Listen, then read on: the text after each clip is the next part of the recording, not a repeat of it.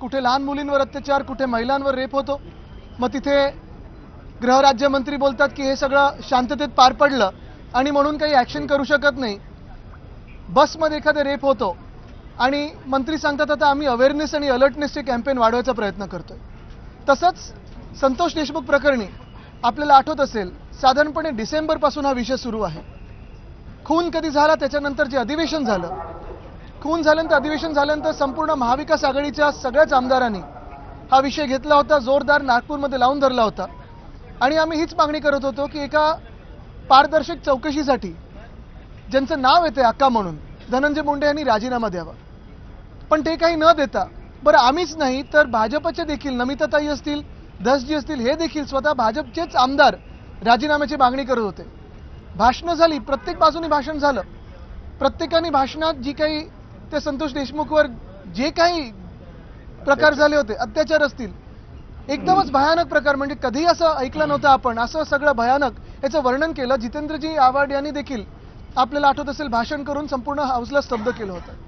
पण हे सगळं झाल्यानंतर देखील आम्हाला वाटलं होतं मुख्यमंत्री कुठेतरी ऐकून घेतील आणि न्याय देतील.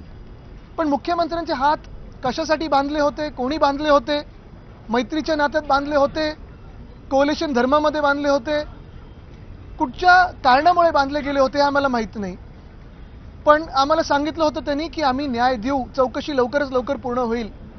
डिसेंबर संपूर्ण गेला, जानेवारी गेला, फेब्रुवारी गेला, आज मार्चमध्ये हे अधिवेशन सुरू झाल्यानंतर काल जे भयानक फोटो आलेले आहेत, मला वाटत नाही महाराष्ट्राने कधी अशी हत्या पाहिली असेल. सगळेच हादरून गेले. म्हणजे काल रात्री ते पाहताना देखील, व्हिज्युअल पाहताना देखील डोळ्यात पाणी होतं. अजूनही विचार करू शकत नाही की त्या परिवारावर आता हे सगळं पाहून काय त्यांच्या मनात असेल, काय त्यांचं हृदय काय असेल त्यांच्या मनात, खरोखर कळत नाही. माझंही मन हलून गेलेलं आहे. आज आपण पाहतोय की महाराष्ट्रात एक तरुण सरपंच असेल, तो कोणाचा भाऊ असेल, कोणाचा मुलगा असेल, कोणाचे वडील असेल, सगळ्यात महत्त्व म्हणजे भाजपचे पण कार्यकर्ते होतच ना ते. आज आपण काही लोकांना पाहतो, काही चिरीमिरी लोक आहेत जे सांगतात, धमके देतात की आम्ही फंड नाही देणार सरपंचांना, असं करू तसं करू, सरपंचांना न्याय द्या पहिला. आज जर ह्या सरपंचाला न्याय नाही दिला तर मग आपण राज्य म्हणून चाललोय तरी कुठे. भाजपची एक टॅगलाईन होती, महाराष्ट्र आता थांबणार नाही. पण हा महाराष्ट्र ज्याच्यात गुन्हेगारी सुरू आहे तो थांबलाच पाहिजे, थांबवलाच गेलं पाहिजे. आणि म्हणून आमची सर्वांची मागणी हीच आहे की फक्त एका मंत्र्याचा राजीनामा नाही, त्याच्यावर कारवाई तर झालीच पाहिजे, सुधारित चार्जशीट आलीच पाहिजे. कारण काल अजून एक बातमी कानावरते, ते मुख्यमंत्री स्वतः एका लाल गाडीत बसून उपमुख्यमंत्री महोदयांच्या घरी गेलेले आहेत, अजितदादांच्या घरी गेलेत आणि बैठक झाली की आता राजीनामा स्वीकार करायचा की नाही करायचा, राजीनामा द्यायचा की नाही द्यायचा. खरं तर मुख्यमंत्र्यांना बोलून घ्यायला पाहिजे होतं, राजीनामा मागून घ्यायला पाहिजे होता, हकालपट्टी केली पाहिजे होती. पण आता इथे थांबून चालणार नाही.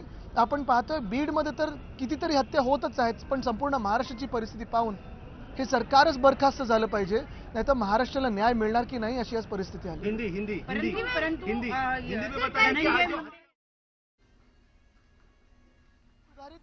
चार्जशीट झाली पाहिजे, कारण आज सगळं कळतं ना, आपल्याच माध्यमातून सगळं कळतं. मी अजूनही तुम्हाला अजून एक सांगतो, जे कोणी त्या फोटोमध्ये आहेत, ज्यांनी कोणी खून केला आहे, माझी तर मागणी आहे, मला माहित नाही इतर सगळे सहमत आहेत की नाही, पण माझी मागणी ही आहे की त्या